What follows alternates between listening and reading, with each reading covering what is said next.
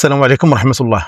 اسمعني اخويا وسمعيني اختي، الا عندك لايفون وطلع لك الميزاجور ديال 26 حيت هو الميزاجور الجديد اللي طرحته ابل، ما ديروش. علاش؟ غادي تلقى فيه بعض الاخطاء اللي ما غيبانوش لك وغيبانوا لك مع المده. بحال هاد نوع الاخطاء، يقدر التليفون ديالك يولي سخون، يقدر التليفون ديالك يولي لاغي، يعني يقدر يخرجوا لك بزاف ديال الاخطاء. شنو غادي دير في هذه الحاله؟ انت قبل ما دير الميزاجور ديال 26 ارسى، ما دير حتى شي حاجه، خلي حتى يخرج الميزاجور 26 فاصله شي حاجه. ديك الساعه راه كيصلحوا الاخطاء. واخا غادي تقول لي وعلاش كيطرحوا البيتا في 26 وكذا الى اخره، هذيك البيتا كيطرحوها للناس المطورين باش يعرفوا واش كاين فيها شي اخطاء ولا لا.